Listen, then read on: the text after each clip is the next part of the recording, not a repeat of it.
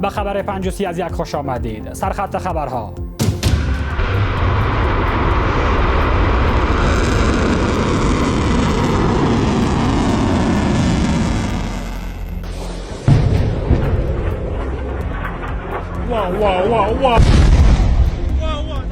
ارتش متجاوز آمریکا به دلیل هجوم مقتدرانه نیروهای مسلح و نابودی پایگاه‌های خود در منطقه فراری شده و در خارج از پایگاه‌های خود مخفی شدند. در ساعات گذشته دو مخفیگاه آنها به ترتیب در مخفیگاه اول بیش از 400 نفر و در مخفیگاه دوم بیش از 100 نفر در دبی پنهان شده بودند که هر دو مکان شناسایی و مورد هجوم موشک‌ها و پهپادهای نقطه زن دلاور مردان نیروی هوافضا و نیروی دریایی سپاه پاسداران انقلاب اسلامی قرار گرفتند. آتش در خاورمیانه، امریکا آماده جنگ زمینی با ایران.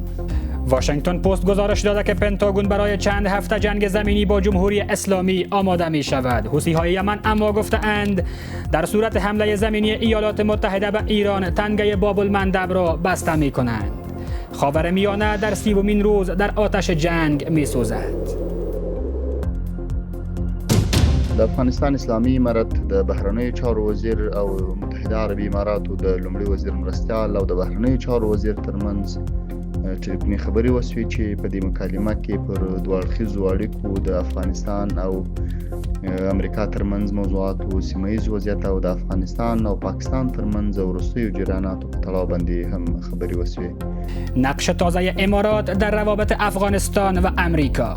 وزیران خارجه امارات در گفتگوی تلفنی درباره روابط دو جانبه، موضوعها میان افغانستان و ایالات متحده، وضعیت منطقه و نیز چالش‌های پسین میان کابل اسلام آباد گفتگو و بر حل تنش‌های جاری تأکید کرده اند.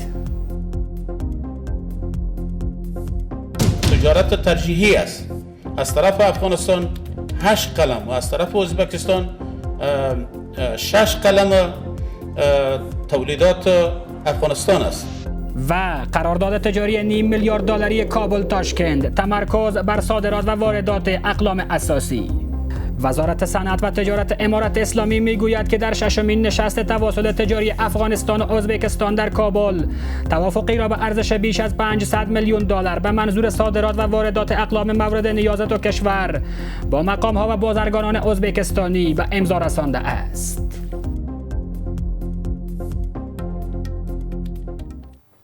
مشروع خبرها. امریکا برای چند هفته جنگ زمینی با ایران آماده می شود و حوثی‌ها می گویند این اتفاق بیفتد تنگه باب المندب را می بندیم. در 30مین روز جنگ اما سپاه گفته تا نابودی اسرائیل و اخراج امریکا از منطقه می جنگد و سربازان امریکایی را با تابوت به خانه هایشان می فرستد. هزاران امریکایی بر ضد ترامپ اعتراض کردند و معاون رئیس جمهور امریکا می گوید به زودی از جنگ با ایران خارج می شوند. سلام، من احمد شاه شکوهمند میزبانتان در این برنامه هستم و این مهم ها را بحث میگیرم با همکارم احمد رشاد زریر که از استودیوی دو با ما پیوستن. سلام رشاد، خطر زمینی شدن جنگ ایران جدی تر شده. امریکایی ها چه میگن و واکنش جمهوری اسلامی نسبت به این موردها چی است؟ شکومند، در حالی که در میدان عملا لشکرکشی آمریکا که شامل چندین ناو از جمله یو اس اس تراپلی، یو اس اس باکسر و اینها هستند که چند هزار سرباز شامل چتربازها و شامل سربازایی که میتونند شناورهایی که هم در آب حرکت میکنند و هم در خاک را با خودشان انتقال دادند و حتی به موقعیت وظیفه سنتکام نزدیک ایران رسیدند و همه آمادگی ها همون گونه که در لید خواندی. واشنگتن پست گزارش داده که عملاً برای چند هفته جنگ زمینی آمریکا داره در منطقه آمادگی میگیره. بله. و اما آمریکایی ها مقامهاش همیشه رفتار ابهامزا کردن، از شخص رئیس جمهور گرفته که با رویکرد مرد دیوانه رفتار میکنه و متناقض صحبت میکنه تا آقای روبیو، آقای جدی ونس و همه تیم آقای ترامپ صحبت هایی که میکنن پیوسته پارادوکسیکال بوده و آنچه در عمل بوده فاصله زیادی بین صحبت و عملشان وجود داشته. و اما ایرانی ها چی میگن؟ ایرانی ها، آقای قالیباف واکنش نشان داد، گفت که در میدان اظهاراتشان وقتی دیده میشه اونها از مذاکرات و از دیپلماسی صحبت میکنن، ولی در میدان عمل و پشت صحنه و در خفا دارن به جنگ زمینی آماده میشن که سربازان ما آماده هستند. بفرمایید بیایید و اینها را شما میخواهید که خوراک کوسه های خلیج فارس بسازید. همچنان یکی از فرماندهان قرارگاه خاتم الانبیا گفته که ما خنجرهایمان را تیز کردیم، گلوی تک تک سربازان آمریکایی را خواهیم برید. در همین حال است که ما شاهد واکنش گروه های نیابتی ایران هستیم. هشت شعبی گزارشات وجود داره که نیروهایی را به ایران فرستاده عملا و باب المندب که در کنار تنگه هرمز، تنگه حیاتی برای انرژی جهان هست، از طرف در دریای سرخ از طرف حوثی ها تهدید شده که در صورت جنگ زمینی باب المندب بسته خواهد شد و کلا جنگ وارد مرحله حساستر و خطرناکتر شده و با گذشت 30 روز که انتظار میرد باید پایان پیدا کنه، گویا تازه فصل جدیدش آغاز میشه. آقای قالیباف هم که در مورد مذاکرات حالا خبری از او به نشر رسید که گفته با یزید مذاکره نمیکنن، همزمان با احتمال مذاکرات در پاکستان. حالا در میدان جنگ چه میگذره؟ در صورت ورود زمینی شدن نبرد فکر میکنی نظر به اون روایت هایی که وجود داره هدف آمریکا چی باشه؟ اولا بخش اول پرسش خودت که فعلا در میدان جنگ همچنان داغ است. موج 86 و 87 وعده صادق 4 را ایران بر سر شهرهای اسرائیل و همچنان شهرهای بعضی از کشورها که قطر البته کمتر شده حملات ایران به بحرین، کویت، امارات و عربستان سعودی همچنان ادامه داره. حالا جنگ بر سر دانشگاه ها شروع شده.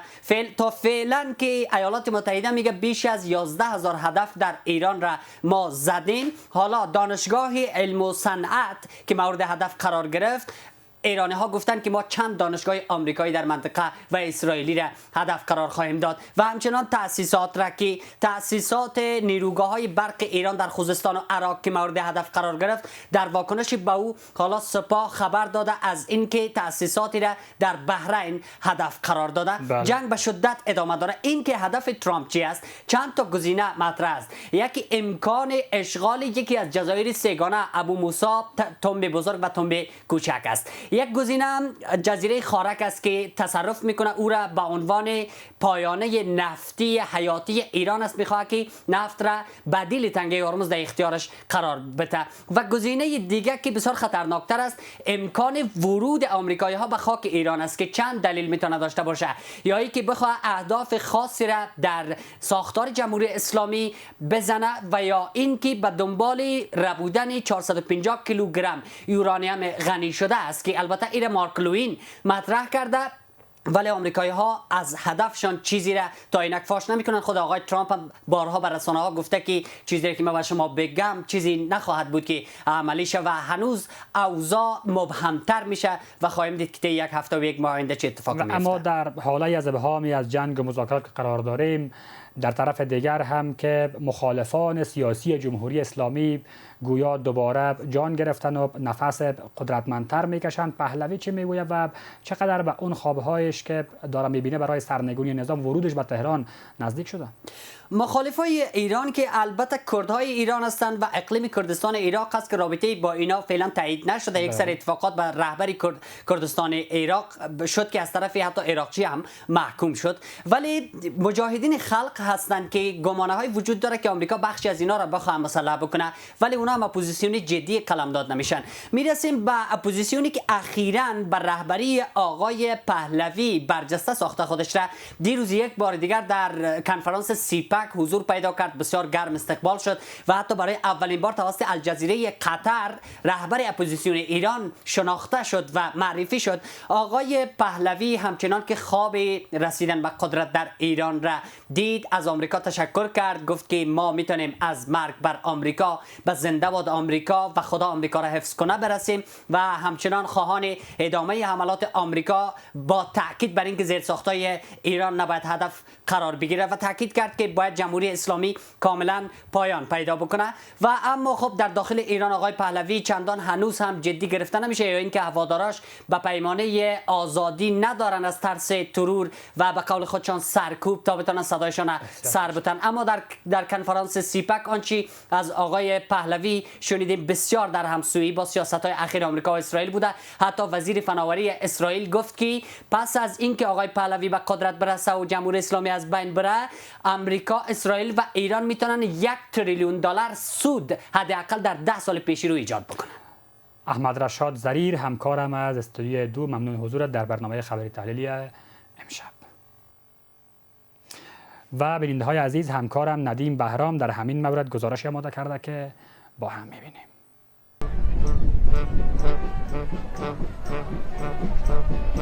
در ایالات متحده میلیون ها نفر از مردم علیه دونالد ترامپ رئیس جمهوری این کشور تظاهرات گسترده برگزار کردند. معترضان شعارهای مانند نه به نظام شاهی، نه به افراطگرایی، نه به جنگ و نیروهای ما برای فروش نیستند سر داده و تاکید کردند که استبداد، حاکمیت ثروتمندان و تضعیف قانون اساسی را نمیپذیرند. در همین حال برنی ساندرز سناتور امریکایی گفته است که این حکومت باید به خواسته های مردم احترام بگذارد و حاکمیت قانون را حفظ کند. همزمان وزارت دفاع امریکا برای عملیات احتمالی زمینی در برابر ایران هزاران نیروی نظامی به خاورمیانه اعزام می‌کند. همچنین امروز در اسلام آباد پایتخت پاکستان نشست 2 روزه وزرای خارجه پاکستان، ترکیه، عربستان سعودی و مصر آغاز شده است تا درباره کاهش تنش‌ها در منطقه گفتگو کنند. جی.دی. وانس معاون رئیس جمهوری ایالات متحده میگوید که واشنگتن اهداف زیادی را در درگیری با ایران تحقق بخشیده است و افزوده که این کشور مدت کوتاهی در درگیری با جمهوری اسلامی ادامه می‌دهد.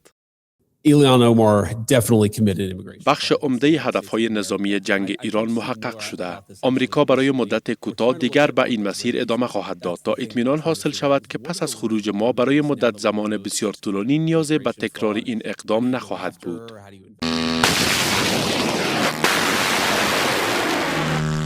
با این حال جمهوری اسلامی اهداف نظامی امریکا را در اربیل عراق هدف قرار داده است. همزمان حوثی‌های یمن از حمله‌های موشکی به خاک اشغالی فلسطین خبر داده است. از سوی دیگر سخنگوی قرارگاه مرکزی خاتم الانبیا میگوید که سپاه پاسداران افراد نظامی امریکا را در نقاط غیر نظامی در برخی کشورهای منطقه را هدف قرار دادند. قبلا هشدار داده بودیم که ارتش متجاوز آمریکا به دلیل هجوم مقتدرانه نیروهای مسلح و نابودی پایگاه‌های خود در منطقه فراری شده و در خارج از پایگاه‌های خود مخفی شدند. در ساعات گذشته 2 مخفیگاه آنها به ترتیب در مخفیگاه اول بیش از 400 نفر و در مخفیگاه دوم بیش از 100 نفر در دبی پنهان شده بودند که هر دو مکان شناسایی و مورد هجوم موشک‌ها و پهپادهای نقطه زن دلاور مردان نیروی هوافضا و نیروی دریایی سپاه پاسداران انقلاب اسلامی قرار گرفتند که تلفات بسیار سنگینی بر آنها وارد گردید. با این حال عباس عراقچی وزیر خارجه جمهوری اسلامی امریکا و اسرائیل را به نسل کشی آشکار متهم کرده است. عراقچی میگوید که این کشورها با حمله به شفاخانه‌ها و اماکن غیر نظامی در ایران باعث از بین بردن ده‌ها غیر نظامی شدند. به همین ترتیب رسیدیم به پایان مجموعه خبرهای ساعت 5:30 از توجه و همراهی شما سپاسگزار. وقتتان بخیر و خدا نگهدار.